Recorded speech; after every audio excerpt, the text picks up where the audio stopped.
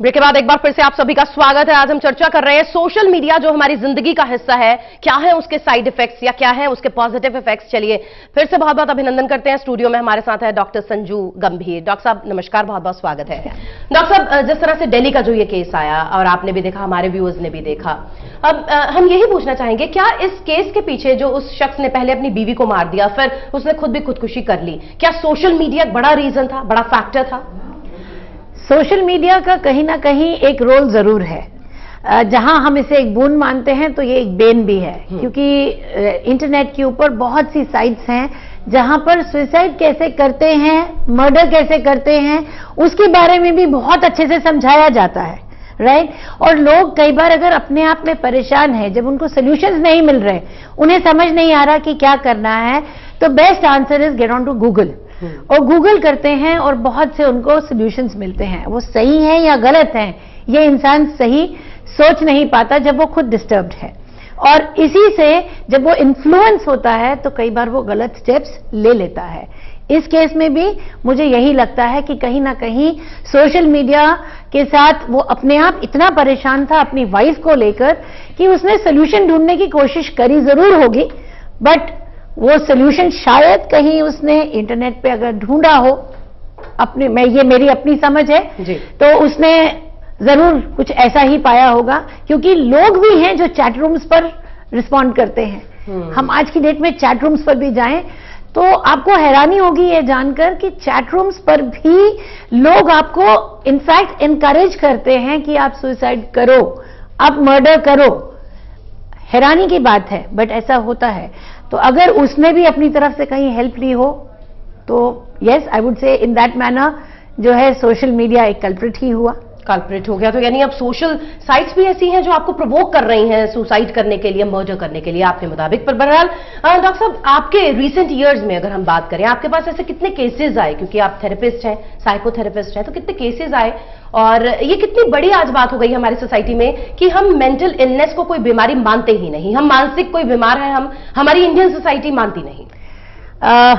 ये आपने एक बहुत ही अच्छा पॉइंट उठाया है। अनफॉर्चुनेट है कि हमारे देश में हम मानसिक हेल्थ को सिर्फ पागलपन के साथ ही रिलेट करते हैं। हम ये नहीं समझते कि हमारी पूरी जिंदगी सुबह से लेकर रात तक हर एक चीज जो हमारी लाइफ में हो रही है हमारी मेंटल हेल्थ के ऊपर डिपेंडेंट है। हम कैसा सोच रहे हैं उसी के हिसाब से या तो हम रिएक्ट करते हैं या रिस्पॉन्ड करते हैं।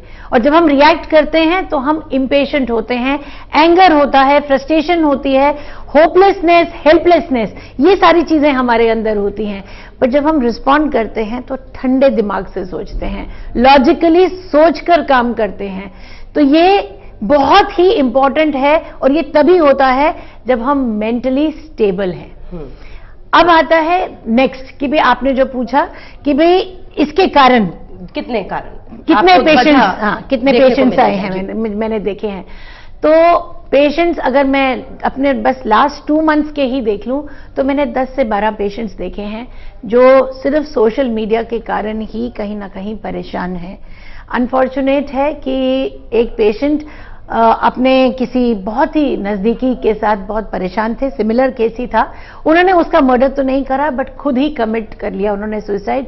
उनकी एक गर्लफ्रेंड थी जिसको वो बार बार शायद कांटेक्ट करने की कोशिश करते थे और वो फोन पर लगी होती थी या उनका फोन रिसीव नहीं करती थी, या व्हाट्सएप जब वो उसको मैसेज भेजते थे वो कहीं ना कहीं कुछ टाइप करती हुई दिखाई देती थी, क्योंकि वो दिखाई दे जाता है जब कोई टाइप कर रहा है। तो उससे उनके अंदर एक इनसिक्योरिटी आई, एक शक पैदा हुआ कि क्या वो उनको चीट कर रही है, क्या वो किसी और के साथ इन्वॉल्व है, और इससे परेशान होकर उन्होंने अपने आप को ही खत्म कर लिया।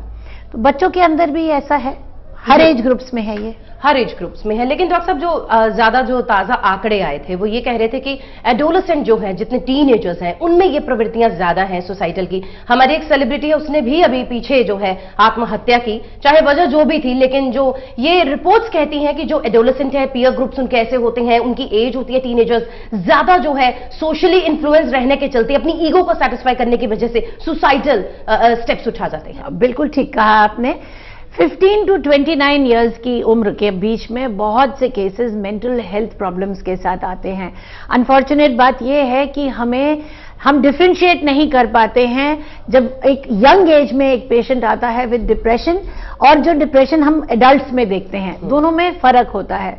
और ये जो यंग एज है 15 to 29, इसमें maximum cases of depression with suicidal tendency इसलिए हैं क्योंकि इनकी जो लॉजिकल थिंकिंग है इतनी मैच्योर नहीं है। ये अपने पेयर ग्रुप्स के साथ जब बात करते हैं उनकी भी मैच्योरिटी उतनी ही है। और ये गूगल आज की डेट में एक ऐसा मीडिया है जहां पर हम बहुत ज्यादा हेल्प लेते हैं, हर एक चीज का हमें सोल्यूशन शायद हमें लगता है मिल जाता है। मैंने बहुत से केसेस देखे हैं, डील भी करा है ऐसे लोगों के साथ जो गूगल से इंफॉर्मेशन लेते हैं और अपने आप को बीमार मानना शुरू कर देते हैं। और बॉडी हमारी ऐसी है कि हर विचार जो दिमाग में आ रहा है उसका इफेक्ट हर एक सेल के ऊपर हो रहा है। हर एक सेल, यानी कि जो ट्रिलियंस ऑफ सेल हमारी बॉडी के अंदर हैं, वो इफेक्ट हो रहे हैं हमारी थॉट प्रोसेस के साथ। तो आप सोचिए कितना ज्यादा डेंजरस है अगर हम मेंटल हेल्थ को प्रॉपर्ली ट्रीट ना करें। तो बिल्कुल आज हमारी सोसाइटी को जिस तरह से डॉक्टर साहब ने कहा, ये बेहद जरूरी है जानना कि मानसिक रूप से भी हम बीमार होते हैं। सिर्फ पागलपन जैसी बीमारियां ही मानसिक बीमारियां नहीं है, ऐसी बहुत सारी बीमारियां हैं। और सबसे बड़ा रोग तो ये है कि क्या कहेंगे लोग। तो आप इस रोग से मुक्ति पाने के लिए, अगर आपको लगता है आपके अपने परिवार के लोग आज मानसिक इल हैं, तो आप हेल्प लें। और एक अच्छी तरह गूगल में, जरूरी नहीं कि आप सिर्फ सुसाइडल साइट्स पर जाके ये देखें कि मरना कैसे है, आप गूगल पर जाकर ये भी देखें कि जीना कैसे है। जीने के तरीके बहुत सिखाए जाते हैं। आप इसे अभिशाप नहीं माने, बल्कि आप इसे एक वरदान माने, इसका उपयोग करें, सदुपयोग करें, जो बेहद जरूरी है। और जिस तरह से मौजूदा सरकार चाहती है कि डिजिटल इंडिया एक आने वाले समय में, make in India, digital India का जो स्वप्न है, उस स्वप्न को स्वस्थता के साथ सोचकर समझकर रहकर ही संपूर्ण किया जा सकता है। डॉक्टर साहब बहुत बहुत शुक्रिया हमारे साथ स्टूडियो में आने के लिए, बेहतरीन चर्चा के लिए, और बहुत विस्तृत ढंग से आपने हमारे दर्शकों को समझाया है कि सोशल मीडिया को यूज करें, लेकिन अपनी सोच के साथ, अच्छी और स्वस्थ सोच के साथ। आज की खास पेशकश में इतना ही। दे इजाजत, नमस्कार। Thank you.